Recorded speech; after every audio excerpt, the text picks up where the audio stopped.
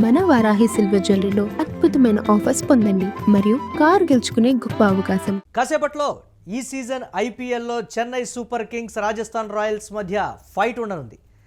Guwahati stadium వేదికగా big match జరగనుంది. ధోని లేకుండానే చెన్నై బరిలోకి దిగుతోంది.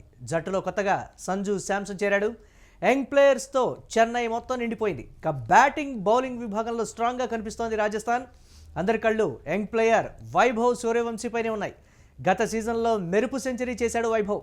చిచ్చర పిడుగును ఆపేందుకు చెన్నై వ్యూహాలు రచిస్తోంది. ఇప్పటివరకు ఇరు జట్ల మధ్య 31 మ్యాచ్లు జరిగాయి. 15-16 మ్యాచ్ల్లో విజయాలతో సిఎస్కే రాజస్థాన్ రాయల్స్ కొనసాగుతున్నాయి. దీనిపై మరిన్ని అప్డేట్స్ మా కరెస్పాండెంట్ వెంకట్ అందిస్తారు. వెంకట్, ఏ విధంగా చూడాలి సిఎస్కే అలాగే రాజస్థాన్ రాయల్స్? ధోని లేకుండా బరిలోకి దిగుతున్నటువంటి చెన్నై సూపర్ కింగ్స్ అలాగే వైభవ్ సూర్యవంశీతో ఒక స్ట్రాంగ్ ఓపెనింగ్ భాగస్వామ్యంతో మేము స్టార్ట్ చేస్తామనేటువంటి ఒక కాన్ఫిడెన్స్ తోటి ఏంటి, ఎలా చూడాలంటారు ఈ మ్యాచ్ని?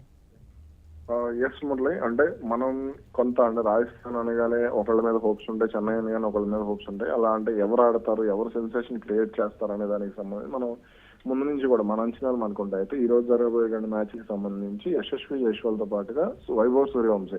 జైస్వాల్ ఆల్రెడీ ప్రూవెన్ బ్యాట్స్మెన్ కాబట్టి జైస్వాల్ సంగతి కంటే కూడా ఇప్పుడు వైభవ్ సూర్యవంశీ ఎలా ఆడబోతున్నాడు, మొన్న 15 ఏళ్ళు దాటింది, అతనికి సంబంధించి ఐసీసీ నిబంధనలు కూడా దాటిపోయాయి కాబట్టి మరి అంటే ఈ సీజన్ లో రాణించి జూన్ లో వెళ్ళబోయేటువంటి అంటే ఇంగ్లాండ్ పర్యటనకు వెళ్తాడా లేదా అనే దానికి సంబంధించి కొంత ఉత్కంఠ అయితే కొనసాగుతోంది. ఏది అలా ఉన్నప్పటికీ కూడా మా గత అండర్-19 వరల్డ్ కప్ లో కానీ, లేదంటే అటు అండర్-19 కి సంబంధించినటువంటి T20లో కానీ, అదేవిధంగా గత ఏడాది ఐపీఎల్ లో కానీ ఇలా ఎక్కడ అవకాశం వచ్చినప్పటికీ కూడా అతను ప్రతిసారి ముస్తక్ అలీ ట్రోఫీలో కూడా అన్నట్టున్నాడు. సయ్యద్ ముస్తక్ అలీ ట్రోఫీలో అక్కడ కూడా అతను ప్రూవ్ చేసుకోవడం ఇవన్నీ కూడా మనం చూస్తున్నాం. కాబట్టి ఈ సీజన్ కి సంబంధించి వైభవ్ సూర్యవంశీ ఆట తీరు మీద అయితే భారీ అంచనాలు నెలకొన్నటువంటి పరిస్థితి. ఎందుకంటే గత ఏడాది అతని స్ట్రోక్ ప్లే కూడా మనం చూసాం. అయితే మామూలుగా పెద్ద జట్ల మీద ఆడేటప్పుడు అతని వీక్నెస్ ను కూడా పట్టుకునేటువంటి అవకాశం ఉంటుంది కాబట్టి కొంత అతను జాగ్రత్తగా ఉండాల్సినటువంటి అవసరం ఉంది. అంటే టెక్నిక్ ని డెవలప్ చేసుకోకపోతే మాత్రం భవిష్యత్తులో ఇబ్బందికరంగానే ఉండేటువంటి అవకాశం అయితే ఉంటుంది. మరి అతని టెక్నిక్ ని ఈసారి ఎలా డెవలప్ చేసుకున్నాడు? ఎందుకంటే ఐపీఎల్ లో ఆడితే ప్రపంచం మొత్తం చూస్తుంది. అండర్-19 ప్రపంచ కప్ కంటే కూడా ఐపీఎల్ లో ఆడితేనే వరల్డ్ వైడ్ గా ఇమేజ్ కూడా పెరిగేటువంటి అవకాశం ఉంటుంది. సెలెక్టరల్ దృష్టిలో కూడా పడేటువంటి అవకాశాలు అయితే ఉంటాయి. మరి ఈ సీజన్ లో అతను ఎలా రాణించబోతున్నాడో చూడాలి. ఎస్, అంటే ఇటు సంజు శాంసన్ ఫామ్లోనే ఉన్నాడు, సో వైభవ్ సూర్యవంశీ కూడా ఫామ్లోనే ఉన్నాడు. రెండు టీంకి సంబంధించి కూడా సమతుల్యంగా కనపడుతున్నటువంటి పరిస్థితి. యాజ్ యువర్ ప్రిడిక్షన్ గత 2 మ్యాచ్లకు సంబంధించి ఎగ్జాక్ట్గా చెప్పారు మీరు. సో ఇప్పుడు ఈ మ్యాచ్కి సంబంధించి ఎలా ఉండబోతోంది బౌలింగ్ బ్యాటింగ్ బలాబలాలకు సంబంధించి 2 టీమ్స్ ప్రిడిక్షన్ ఏంటి మీది ఫైనల్గా? నాకైతే రాజస్థాన్ బలంగా కనపడుతోంది అనుకుంటున్నాను నేను చెన్నైతో పోలిస్తే. ఎందుకంటే రాజస్థాన్ బౌలింగ్ యూనిట్ బలంగా ఉంది. జోఫ్రా ఆర్చర్ గానీ, సందీప్ శర్మ గానీ, తుషార్ దేశపాండే గానీ, రవీంద్ర జడేజా గానీ, రవి బిష్ణోయ్ గానీ వీళ్లతో చాలా బలంగా కనపడుతుంది. అదేవిధంగా ఆల్రౌండర్లు కూడా ఒకరిద్దరు ఉన్నారు కాబట్టి వీళ్ళ ప్రభావం అనేది ఎంతో కొంత ఉండేటువంటి అవకాశాలే కొంత కనపడుతున్నాయి. కాబట్టి ఏం జరగబోతుంది అనేది మనకి ఈ రోజు అంటే కొంత ఫస్ట్ ఇన్నింగ్స్ అయిన తర్వాత మా క్లారిటీ వచ్చేటువంటి అవకాశం అయితే ఉంది. ఇక చెన్నైకి సంబంధించి చూసుకుంటే టాప్ ఆర్డర్ బలంగా కనపడుతుంది. ఒకవేళ అంటే సంజు శాంసన్, రుతురాజ్ గైక్వాడ్ వీళ్ళిద్దరు ఓపెనింగ్ చేస్తారు. మిడిల్ ఆర్డర్ లో శివన్ దుబే ఉన్నాడు కాబట్టి పెద్ద ప్రాబ్లం లేదు.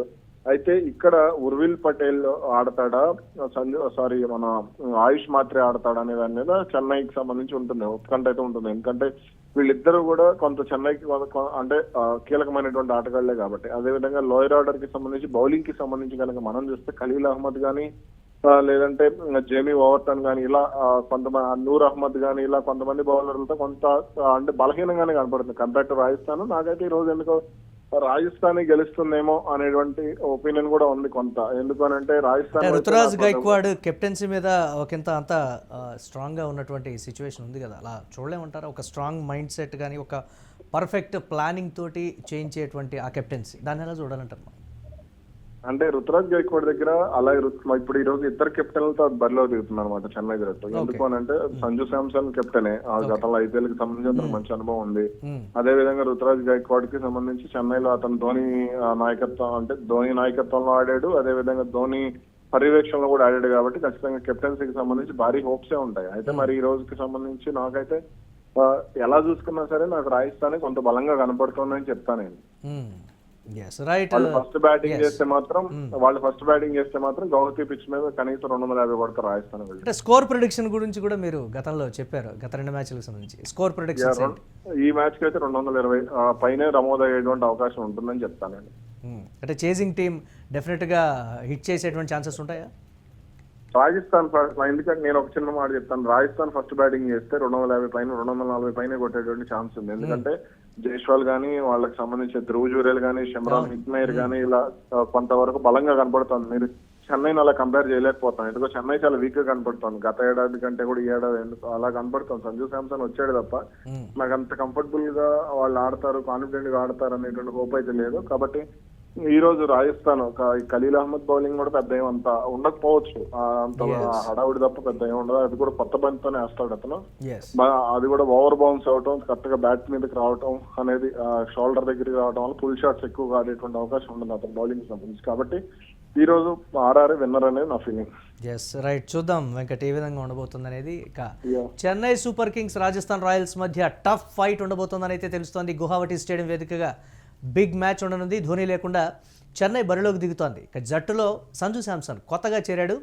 యంగ్ ప్లేయర్స్తో చెన్నై నిండిపోయింది. బ్యాటింగ్ బౌలింగ్లో స్ట్రాంగ్గా కనిపిస్తోంది రాజస్థాన్. అందరి కళ్ళు యంగ్ ప్లేయర్ వైభవ్ సూర్యవంశీపైనే ఉన్నాయి.